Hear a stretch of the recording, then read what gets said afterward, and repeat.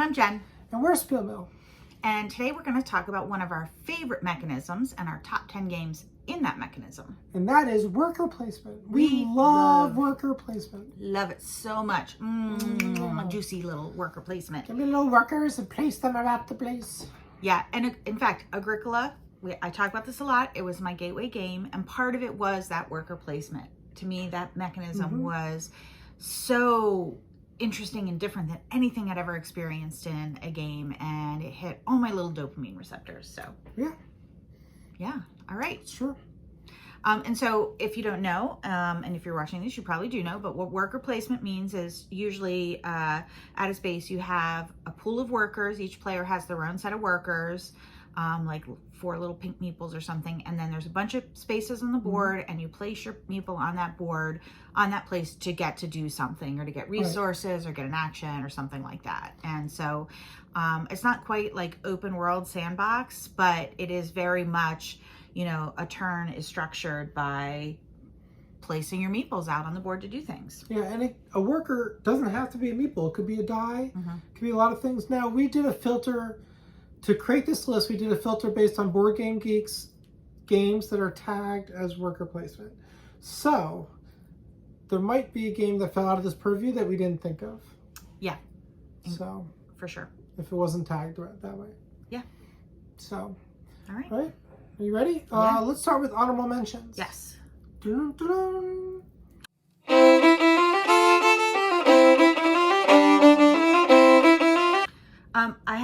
I have several. I have 3. I have 2 honorable mentions. So why don't you go first? Okay. So I'm going to start with one that is actually a worker placement, and your dice are your workers, and that's Taverns of Tiefenthal. Good choice. Now, I love this game so much, but the worker placement mechanism isn't super strong in this one, because you roll the dice and then you place them around. So you don't have that like long-term planning ability that you do with a lot of worker placement games. Like a lot of worker placement games, I'll be like, okay, this round I'm going to do that action, and that next round I'm going to do that one, like sort of to build up. You can't do that because you don't know what your dice are going to be. And so as much as I love Taverns of Tiefenthal, it's the worker placement part of it isn't quite as satisfying. Do you want me to Yeah, so my one is kind of similar in that it's not the core mechanism, but I went with Vindication as an honorable mention. Oh, that's It's got an interesting worker placement, but the main action selection system is a movement and action selection based on that, and it's not a worker placement.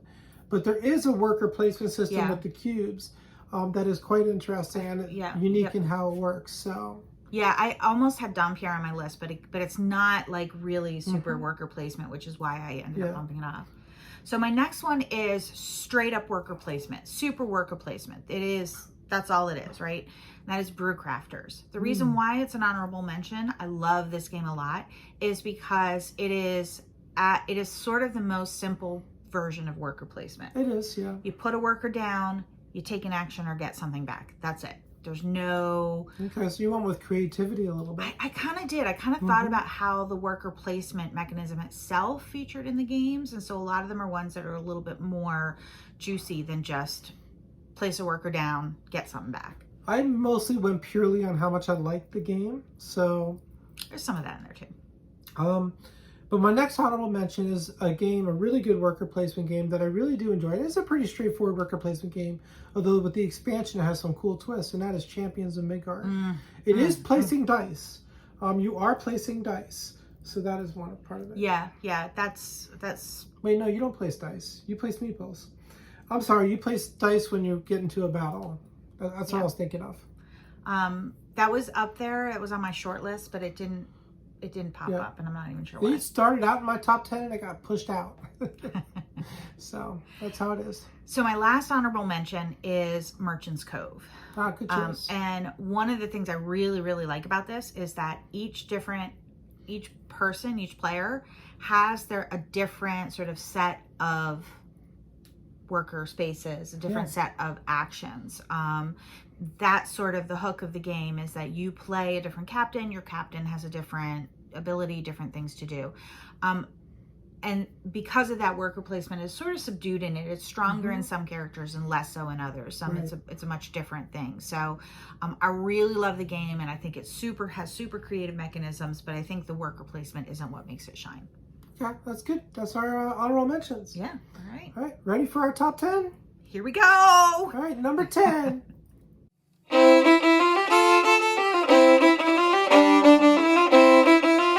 right, well, my number 10 is a worker placement game that has unique workers in it, and depending on you need certain workers to do certain actions. I don't know why I was struggling to think of how to say that, and that's Obsession.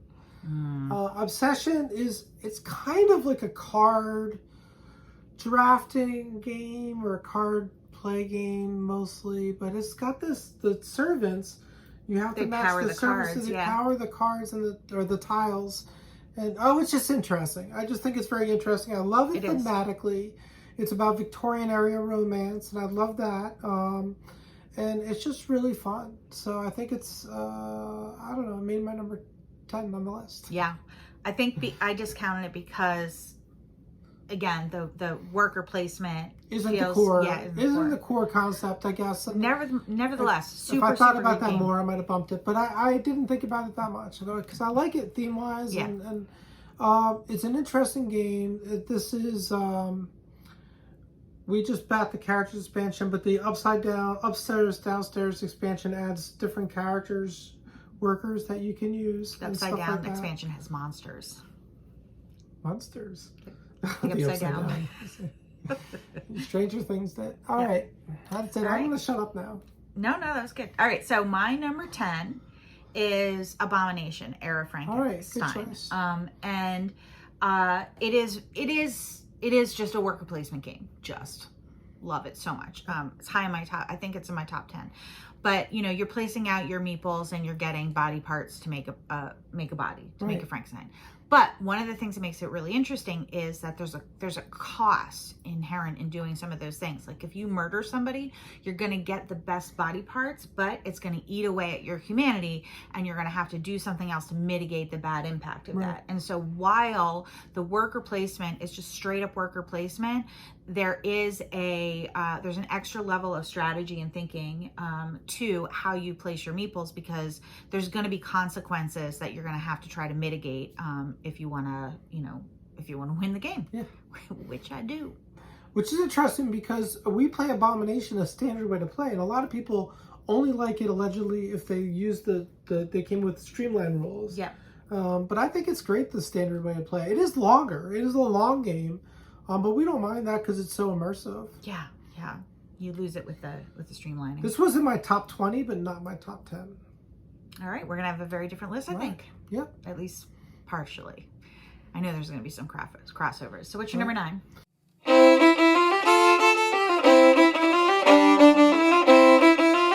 Well, my number 9 is a game that we played fairly recently, actually, and it is. When I think of worker placement, I think of actually 2 main designers, possibly 3. And this is from one of them, Attili Soji, and this is Impression. I really enjoyed this game. It's very complex, but it had such interesting decisions. It was so immersive with everything going on the table, and I just really enjoyed it. I also like his games Prehistory and Avaroma. I haven't played them in a while, so they didn't make my top 10, but they really could have. Yes, high teen games. I haven't played this in a while, so it's not on my list. Yeah. So, but so that's like, I just really like this game. It's about the creation of the printing press. It's about the printing press, and you can travel in the game, and you run projects through your printer, and you can put gold emboss on your projects, and that's with one of the expansions. And I don't know, it's just so good and so immersive, but it does have a lot going on, and it is very long, so it's not for everybody. It's not for the faint of heart. No, it's definitely not for the faint of heart. So, all right. Well, my number 9 is my number system is off because I've got 2 title rows and it's screwing me up here. is actually one we just played very recently and have talked about recently, and that is Bastille. Oh, nice. And I mean, part of it is it's our anniversary game, right? Yeah, It's the game we play on our anniversary every day. So it's obviously got a special place in my heart. What? Didn't make my list. I was mouthing it to the audience. What? Divorce. I really like it though. Yeah. But again, what I think is super clever about it is that your pieces, you've got your workers have different powers. So you start out like 1, 2, 3, or 1 through 3, and then you can power them up. And so you get, you turn a 1 to a 2, and a 3 to a 4, and a 4 to a 5, etc. And so the power of the worker determines how good that space is going to be, right? But also what makes it super interesting is I can be the first one to place something down in that spot. Yeah. But if you play a higher number, a more powerful worker, doesn't matter. I'm going to go second. Yeah. Right. So there's a lot of thinking in that, like, I don't want to use my 5 on that space, but I really need to go first. Right. Right. I have to have that, that. But you can pay attention. If they've already played their 5, you can play a 4. Yes, absolutely. And if they play a 4 because you tied, whoever goes first wins. And, right. Exactly. Exactly. So there's all that extra level of thinking about it, about like, which worker am I going to place there? It's not like, what am I going to do? It's which worker, how powerful is it? When do I need to go? Now, it's been a while since we've played Avaroma, but I believe Avaroma is a similar mechanism, or at least partially, because I know that the power of your action is influenced by the number on the token. Got to get that back to the table. Yes, we do. Okay, well, so that is my number 9. All right.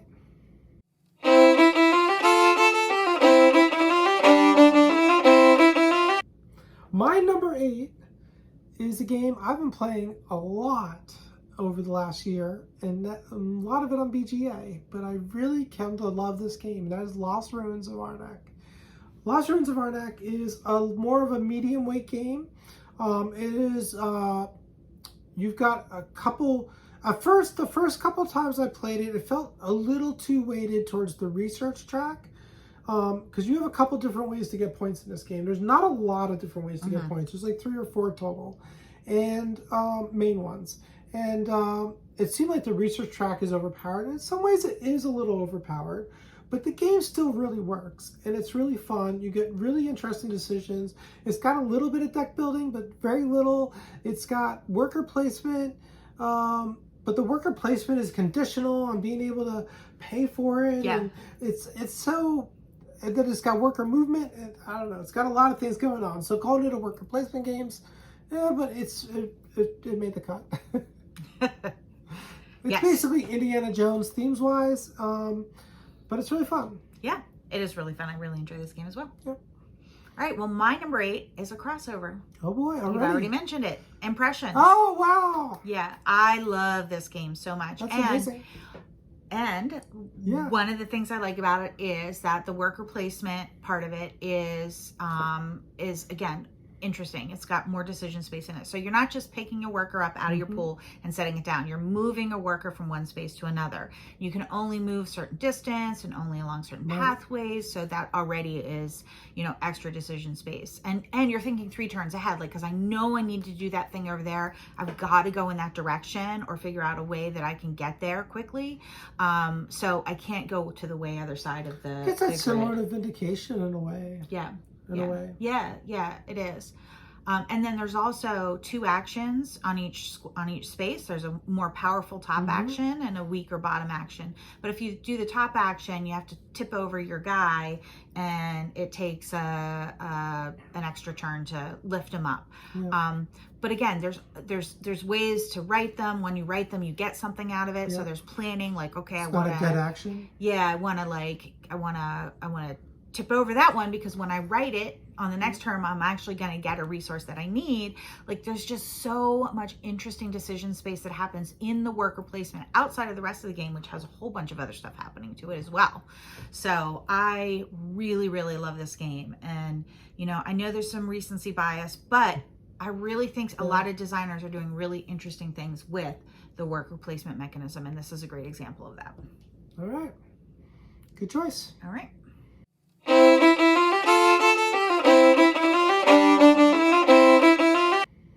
My number 7 I don't know if this will be a surprise because it's on my list. Probably not. But this is worker placement. Again, it's a unique kind of worker placement going on. But it's a game called The Great Wall. We have a double crossover. Double crossover! I have the Great Wall at this space too. All right. So we can do a dance. We can do a clap. We can do anything. So we can should make walk off screen and disappear. We should make confetti fall from the sky or something. Oh yeah, we'll work on that. But I'm not cleaning it up. I meant in the video. I was imagining a whole rig set up. Every time we're just gonna. Yeah. Okay. Confetti in our hair. All right. Yep.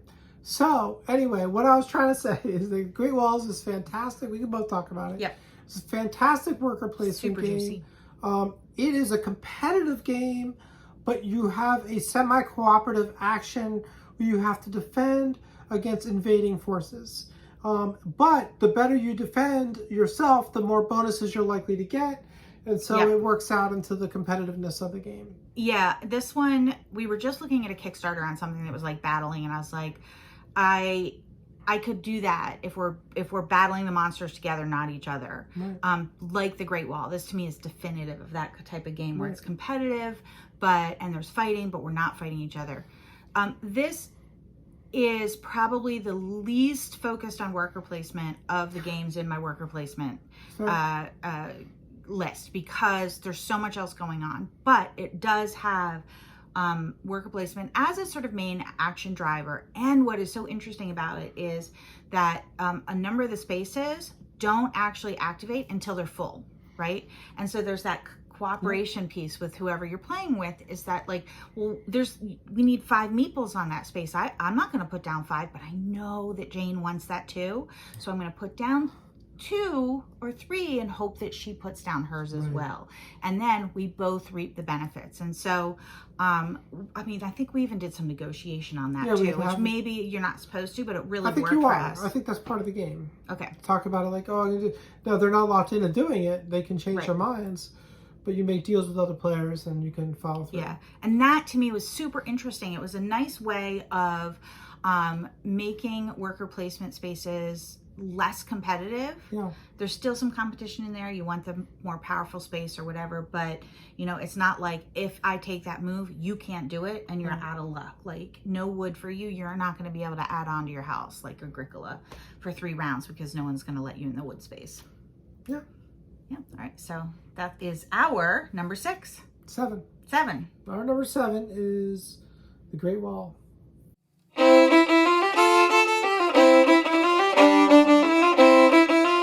So my number 6 is another game that fairly recently to the table. Now this one, I admit theme is carrying it a little bit. It's a pretty straightforward worker placement, but it's pretty chunky. It's got a lot of different things going on, and that is Trailblazer, the John Muir Trail. I really enjoyed this game. I really like the base mechanisms, the management of resources, you got the movement because you're hiking through and camping along the trail. And stuff like that, and visiting, you got the card place where you're visiting different sites, you got set collection, you're sighting birds and stuff like that. It's got a lot going on. It's really fun. Yeah, it is really fun. That is a good choice. So that's my number 6 is Trailblazer, the John Muir Trail. Very excited because they're coming out with a second Trailblazer game in this vein, not to be confused with the Trailblazers, which is a light card placement game. Which I also like, but it's not worker placement. Yep, it's not worker placement. Okay, well my number 6 is, or 7, or whatever number we're on. We're on 6? I don't know, whatever number. The numbers aren't lining up and I can't do that much arithmetic in my head over and over again. It's too much. Is Paladins of the West Kingdom. Okay, good choice. This is one I've played a fairly long time ago. It's probably been at least a year, maybe more that I've played it, so I'm a little hazy. But what I do remember and what I think is just so interesting about this is that your workers are not your workers. They come from a general pool and you get them by playing cards that give you those workers, which is so interesting because you can you can, like, if only red workers can go to one place, or only paladins or clerics or fighters or whatever they are can go to a certain place, you can kind of work on making sure that that turn you have a lot of those particular workers. And likewise, you know, you could work to make sure that you had a balance of them by laying down those particular cards, or Right. by putting those in your slots. So it's been a hot minute. I can't remember the exact mechanism, but I think that is so interesting that I don't recall seeing. Actually, there might be another game, but I can't think of what it is, where your workers, the workers you play aren't your workers. You get them every round somehow. Right. So that just makes that really neat. And it's a really good game. It's a really good game otherwise too. Like, all the other mechanisms work, but that worker mechanism is really interesting. Right. All right, that was my Good choice. number something or other. 6. All right, number 5.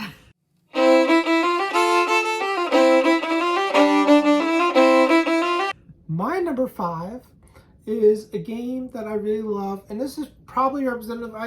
There were 2 games on my short list from this designer. This is the game that made my top 10, and that is the Gallerist. Yay, another crossover. Oh my gosh. 2, that's a lot. Yeah. Wow. I mean, I think we might have a few more. Like, these games are our games. Like, we love these games. And I was surprised On Mars wasn't. On Mars was in my top 15. Oh, On Mars. Okay, right. I didn't, you know what? I think I passed by it. It was on the list. Vinhos is on there too, but Venus is on there too. That also was in my top 20 or something. I just so vital when he does his worker placement. He does it phenomenally. So good. And the Gallerist is just probably the most accessible. Although it's interesting because I believe Johannes from Board Game Ramblings, he always talks about how he struggles to understand this game, but I feel like it's the most accessible. I think this is the most accessible too. I think it's got a bumping mechanism with the worker placement, which I really love because you get bumped down and then you get to do a follow action basically. Yeah, and this is why this is on my list in particular of all the Vita Lacerda games. I love Lacerda, but this bumping mechanism, because again, like what you see, especially in a lot of the early worker placement games, is you can't get into a spot, right? This lets you get into those spots somebody else is in, and gives that person that was there something for their trouble, right? You get somebody comes in and takes a spot that you're at, and you get bumped, you get something for it. And I think the first game I saw this in was Euphoria, but I barely remember Euphoria because I only played it once. And but this game just does it so well. I liked Euphoria, so I have to play it again, but get it back to the table. Anyway, so, but I really like how it's executed in this. It's such a great theme, too. Such a good theme. Theme is well executed. It just works really well. I like all the different, the thing about Lacerda games I love is similar to Impression, is you have all these different things you can do, and there's all these different strategies you can do to win the game. Yeah. And it's very interesting that way. You could sort of do a couple of different things. You could specialize and do one thing. You could change up your strategy over and over in this game and play it differently. And so there's so much replayability, and there's so much interesting things there. I love games where I play it and I'm like, oh, I could have done that. I want to try it again immediately so I can try that new strategy or try something different. And I think that's why his simpler games don't hit home for me as much, because they usually take a core mechanism out of his complex games and implement it in a simpler game, but you're missing that. Do a little bit of this, do a little bit of that, do a little bit of this, mix them all together. Yeah. So I've noticed there are a couple games where I'm like, we play it, it's lovely, it's wonderful, but I don't want to play it immediately because I know I'm going to have to do the same things over and over again to get it to get my thing going or to win, right? It just feels like doing it over again. Yeah. I like a game where I think, oh, I could try that strategy next time. I could try that strategy. Right. And I want to sit down and try something else with it. And I think Lacerda does that really well. And we're off the topic of worker placement, but that's why this worker placement, this Lacerda game is on my worker placements for that bumping mechanism, because it just makes it so much more interesting and congenial to play with somebody. All right. All right, that was our number 5.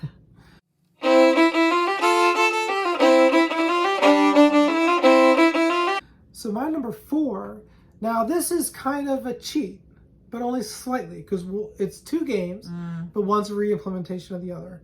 And that is Agricola and Caverna. Okay. So we'll use Agricola or Caverna. I don't care. I'll put one of them in the things. But the point is, because Caverna is basically a re-implementation of Agricola, a really good one. And I don't know which one I like better. I like the theme a little bit more in Agricola. I like the gameplay a little bit more in Caverna.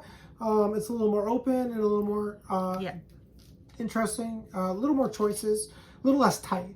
Although part of the tightness in Agricola is what makes it a great game. Yeah. So, but gotta these get are on that wood space. you know, Uwe Rosenberg is the quintessential worker placement designer. He makes these games where you have all these different. I mean, I had so many. When I did my cutoff, which ended up being like 40 games, my initial cutoff for my top 10, there were so many Uwe games. So many Uwe games in the list. It was incredible. Yeah. But a couple others like Ottawa, for example, was on there. But you know what I mean? Like, it didn't make my top 10.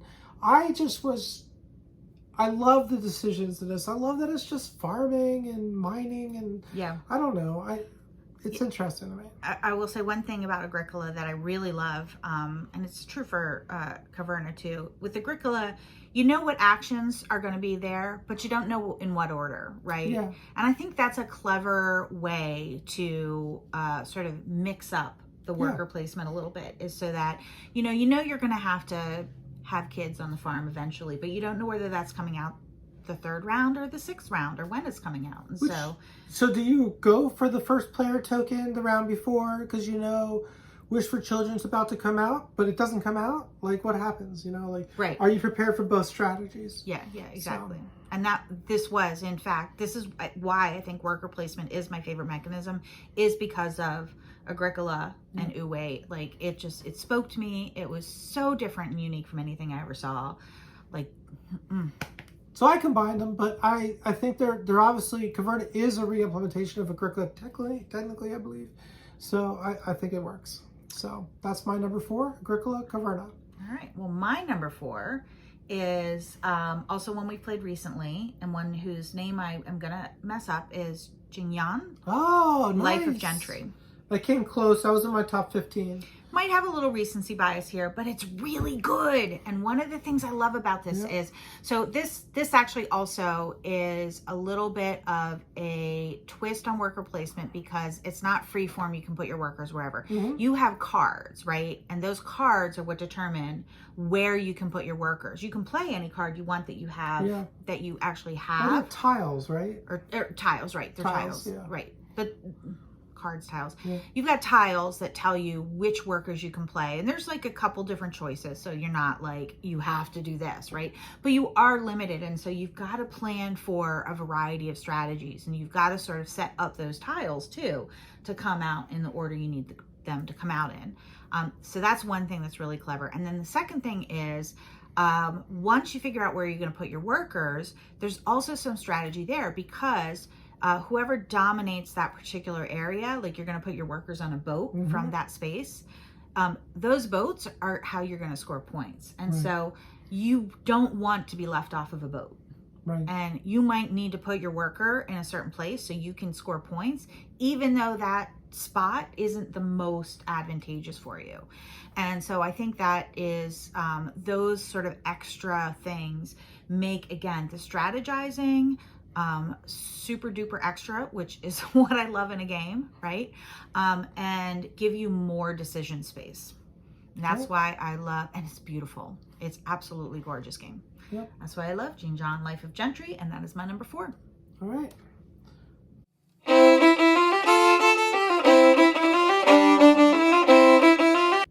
My number 3, I don't know if this will be a surprise or not, but it is a game that we got to the table within the last year. It is a game that I really enjoyed. Again, worker placement's a big part of it, but it's only part of it, and there's a lot going on. There's even deck building going on, and that's Endless Winter, Paleo-American. This was so good. There's so many interesting parts. The worker placement was really not a huge part of the game, but it was a core part of the game. You chose actions based on where you place your workers, and you got cards based on them and stuff like this. You know, it's worker placement. But I just thought the way the mechanisms mixed together was very interesting, and I really like this game a lot. And thematically, it didn't strike me as a winter game for some reason, but it still felt immersive thematically. Yeah, yeah. Well, So- it's Paleo-Americans, right? It's the Paleo-American part that makes it feel Yeah. thematic, right? Yes, Not so yeah. much winter, but you do feel like you're out there, like trying to make sure that you have enough food to feed your tribe, and you know all of those other. Right. It's different. It's not like feeding your tribe Uwe style, but there's you've got to hunt and blah blah. So I blah. didn't emphasize like a game had to have worker placement as a core component. I just picked up my 10 favorite games that had worker placement as a core. Yeah, as a and the component. reason I didn't do that, I think, is because I think you would have seen something pretty similar to my just top 10 games. Yeah, I mean, you're getting into my top 100 to some degree. Yeah. So, So, okay, so my number 3. but where they fall in my top 100 is still a mystery. Yes. My number 3 is actually the game that we haven't played in ages. Oh, I think the last time we played it, we had the weird shared table thingy going. shared table thing. Yeah, when I would slide my table over to yours and we'd clip them Oh. together and put the thing on top of it because you Okay. couldn't move. What is this? Everdell. Everdell. Okay. Yeah. So I love Everdell Yes. so much. Oh my gosh, I love Everdell so much. It's so good. Part of what I love about it is not the worker placement. It's the tableau building. Like that's Yeah. really what carries it. But what is super cool about this and moves it into my worker placement Mm-hmm. favorites is that you can make new worker placement spots with your tableau. Yeah, that's neat. Right, and that is such a cool mechanism, and I think there's other games that do this as well, but Everdell is so high on my list, like it's going to go there.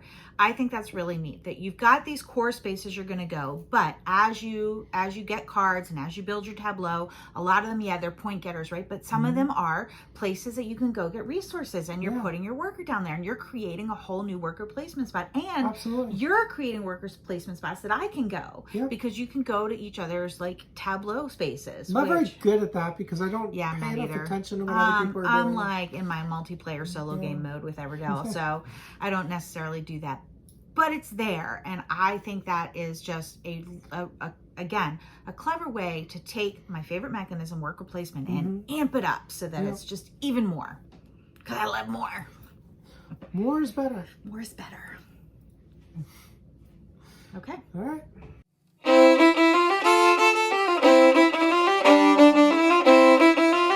Number 2. My number 2 is Everdale. So I wasn't saying too much there because you were talking Yeah. about it, but I won't say too much because you just talked about it. But first of all, what you didn't talk about is how cute it is, how pretty it is. Love Everdale. The second I saw that tree on the Kickstarter, I had to have it. We have the wooden tree.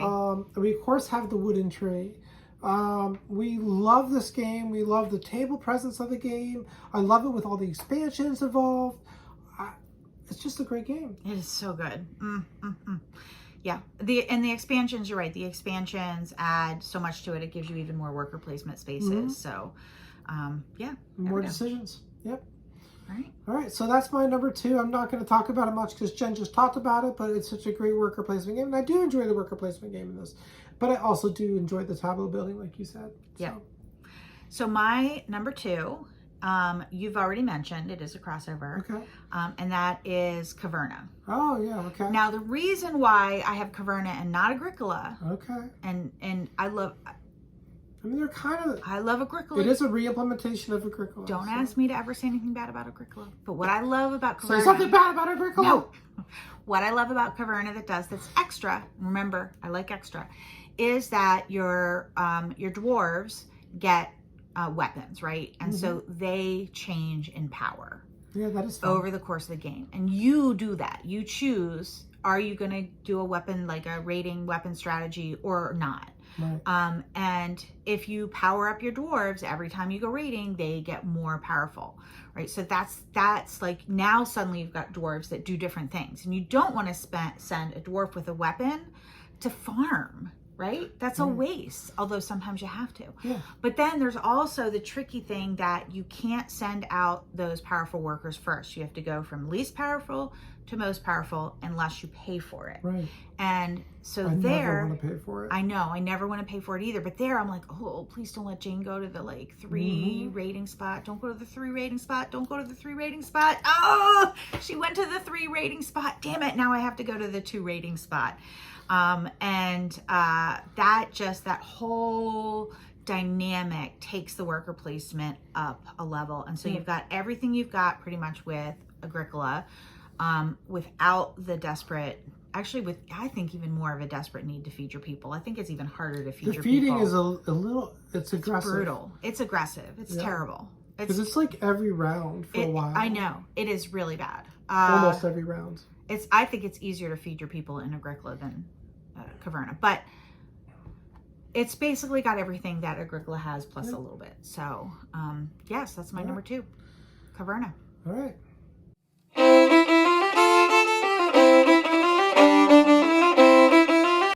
So at number 1, I bet we have a crossover. We have a crossover. I know we have a crossover because you haven't said it yet. And this is another UA game, and it's called A Feast for Odin. It is indeed. I love it so much. And what's interesting is this is just purely worker placement. It is purely worker There's placement. none of that other fancy stuff I've been talking about all along. Giant board for your worker placement. I like the Norwegians expansion and how it makes it tighter, which I don't actually love, but I like the adding of the 5th column, which gives you this additional choice of like, oh, do I go there and get this kind of extra special reward, but it ends my round, so I have to do it last.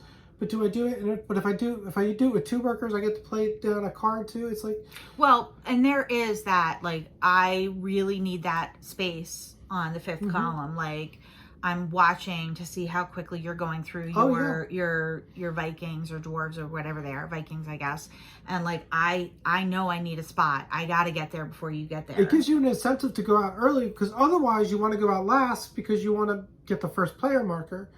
And then, but because of the 5th column, you really kind of are open to like aggressively going for it. Yeah, because you want to get that rewards space are really before the good. other Yeah, person. so I guess it does have a little bit of that amp. Plus, you're putting your workers. First column is 1, second column is 2, third column is 3, fourth column is 4. So there's that decision about pacing. I want to go out last because I want to be the first player next time, so I'm going to go for the like lesser, things in column 1 that's just using 1 Viking at a time. On the other hand, I want to get some occupation cards and play some occupation cards, and 3 and 4 player worker placements allow me to do that quickly. Yeah. So I mean, but really, what is so great about this game isn't anything like extra, like, oh, the worker, there's this extra layer of strategy. It's the fact that there's just a whole lot of things you can do. Yep. There's a whole lot of strategies. You can go for an animal strategy. In the base game, you can have cows and sheep. In Norwegians, you could have horses and pigs. Like, what do I want to do? You could have buildings. You could, fill your board. Oh, so much to love here. So much to love. I'm still working on maximizing my occupation card game. I think there's so much more potential there than I've tapped into. Yeah, it is, especially now. So I've been playing on BGA a lot. And now that we've gotten to the table, especially with the Norwegians expansion, I feel like there were things that I was not doing right. Yeah. I was not aware of in playing online. And so I'm ready. Ready to go. If you want to play on BGA, hit us up. Rare to go. I'm raring to go. All right. Well, that is our top 10 worker placement games. And hopefully you enjoyed this list. Tell us what your favorites are. Yeah, what are your favorite worker placements? Love to hear about it, yeah. My approach to the list was maybe not the best. I maybe should have focused on more pure worker placements. I don't know. That was fun. So that's the fun. You just never know. We're going to make the list based on our mood that day, and you're going to get a top 10. We're not doing our top 100 for later. a few months, so even if they're overlap, you'll forget. Don't pay attention to the droids. This is not the top 10 you're looking for. That was better. Much better reference. All right. Well, thanks everyone for watching as always. And I don't know. Tell us your favorites in the comments, and we'll see you next time. Okay. Bye everyone. Bye. Remember, Every day they eat game is a holiday.